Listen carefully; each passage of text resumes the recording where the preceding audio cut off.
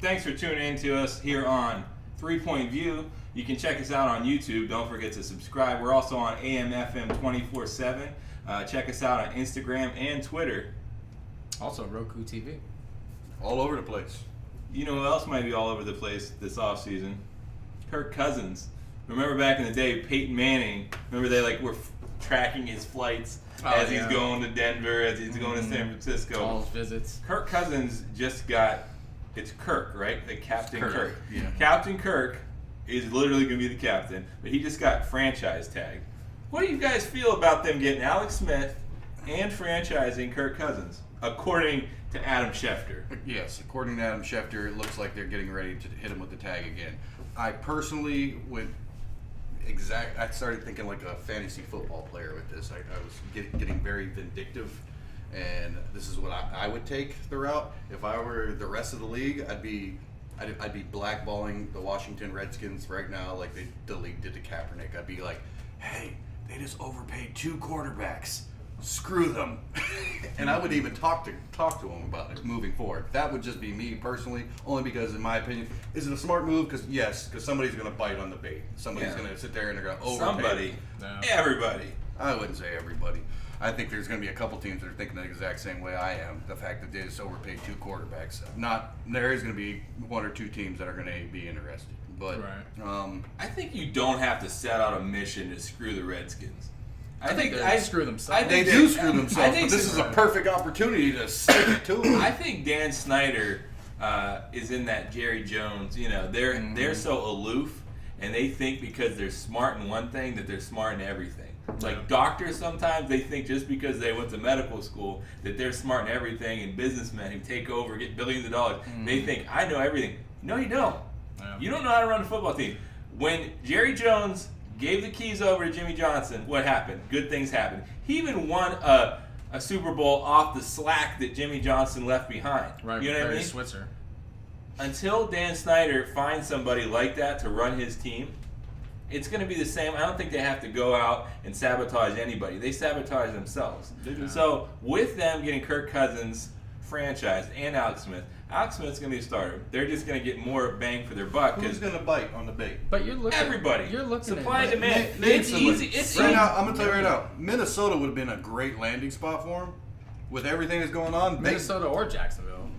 Jacksonville's not going to do it. Jacksonville's going to stick with Blake. No. Minnesota would have been a great landing spot for him. Minnesota ain't got what it takes right now. If Minnesota if Minnesota plays their cards right, they could trade Kirk Cousins to the Minnesota Vikings and get Teddy Bridgewater back as their future quarterback and have Alex Smith as the starting quarterback. That's a scenario, absolutely. It's not a bad one. I mean, but you're paying Alex Smith what, $23 million for the year, and then Kirk Cousins is going to get franchise tagged at what, 34? I don't think it's 34. Is it up there? 32? It's close. Dude, this is Stafford. We'll just say 30 just to be on the safe 30-ish. side. So you got 53 million racked up in quarterbacks. In quarterbacks, right? Both are starters that could be in this league, starting quarterbacks. So you're trying to trade somebody at that price, which he's going to get paid anyways, that price regardless. Mm-hmm. So Washington, I think, in a way, is kind of being smart. They're like, okay, well, he's already going to make this money, so we're going to sign him at this price, and we're going to get something for him instead of him just walking freely. So I think in a way that it is pretty good. I mean, common sense. Why do you trade somebody? Common sense and book smarts is true. It's different. They took their exact numbers of the last 3 years, put them in a blender, came out. Basically, they're like verbatim the same exact numbers. Mm-hmm. Alex Smith and Kirk Cousins. Alex Smith is a better quarterback than Kirk Cousins. If you take their yards, their completion percentage, all that over the last 3 years. Who's a better athlete? Oh, Alex Smith is. Okay, so Smith is. Who has more experience in the league? My thing is, you take both of them quarterbacks. Who has more potential? It's a toss-up. The only difference is their age. They're not throwing the ball. The only difference is their age. Right. So, I would rather see Kirk Cousins is going this way. Alex Smith is going to go this way. Now, the only downside to them paying him that money, Kirk Cousins, before they trade him or letting him walk, is you have holes on that defense. You just got rid of Corey Fuller, that cornerback that they just had. Mm-hmm. He was a stud out there. So you got rid of him. So now you got to fill that position. Then you got the defensive line and the offensive line that are struggling too. Then you got to fill that position. You still don't have wide receivers right now. You got to pay Zach Brown, Zach Brown, they want to keep him. He's going to ask for big bucks. And then the receiving core, Terrell Pryor, bust. One move. Who else you going to have? One thing about this move that actually made me smile. Vernon Davis is in Washington. No. Alex Smith just went to Washington. Right, from San Fran. I loved that connection then, and I'm because sure Jordan Reed can't stay healthy. Vernon Davis has actually looked better for the last couple of years. absolutely. He's turned a corner. Like, he wasn't the same guy after that huge hit from when in he the has Seattle. the opportunity, he made that pit stop in Denver, which was a bust. But when he came to Washington, and it was a perfect scenario for him with Kirk Cousins because they love throwing the tight ends. Yeah. And Jordan Reed's constantly injured. Concussed. I mean, he might get injured again. Vernon Davis might take over for the rest of the year because of concussions. Yeah. So, I mean, with Alex Smith and that connection, I think it'd be pretty good. So, Kirk Cousins is who wants him? Arizona, Denver, the Jets, Cleveland, possibly Minnesota. Mm-hmm. So all these teams want him. All these teams are going to pay him. Yeah. So with him out there, where does this put AJ McCarron? Everybody's saying that AJ McCarron is going to be the one. You're going to have your quarterback totem pole. Kirk Cousins is going to be at the top. Then you're going to have possibly Nick Foles if Carson Wentz is healthy at the beginning of the year. Then you got AJ McCarron, and then whoever else falls into place after that. So it's going to come down to Cousins, Foles, everybody else. What's his best possible landing scenario? Arizona is going through a transition. I say Denver. Exactly. Denver got Emmanuel Sanders, Demaryius Thomas. I'm not sure Elway is going to be willing to Minnesota. pay that for a quarterback. But if you give him about $100 million, But Elway also Guaranteed. knows that he didn't spend the money last year or the year before, and look what's happened. When he spent the money and got Peyton, look what happened. Yeah. yes, Peyton did get paid. I just don't see I don't see any scenario for Alex Smith in Washington where it's going to be successful with, like you said, that receiving core there. It's not a Super Bowl team by any means. Could it be a playoff team with him? Yeah, it could be Sure. a playoff team, knocked So out the first two- round, maybe I'm an upset. thinking the two teams you go to, because you're 29, you're not 22. You want to win. So Denver and Minnesota. Yeah, Denver. and Either Minnesota one are I see perfect as a good spots, yeah. situation.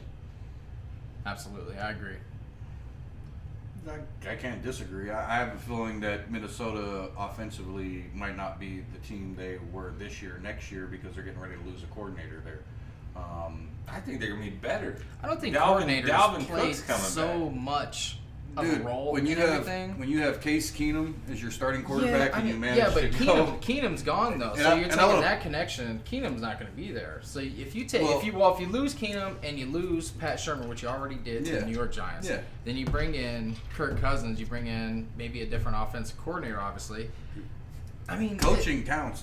coaching does count, but I mean it's also the players' intangibles and instincts also. Well, in the same aspect, and this is same as how we're talking about quarterbacks I going on just- and coaches. Jeff Fisher, look what he's done with some quarterbacks that are big time right now. Like All three of them. He'll never have a job again just because Foles just won the Super. That was like Right. the He could stamp play on the he- envelope. He could like play that. he could play the other side of that. Jeff Say. Fisher ruins. He could play the other side of that. He already Say that tried to he play picked- the other he side of picked- that. He He's tried. like, I He left tried. the Rams in I a set good him place. up, yeah. No, dude, Wasn't you he- stunk. When they did that RG3 thing, was he really in favor of it? Who?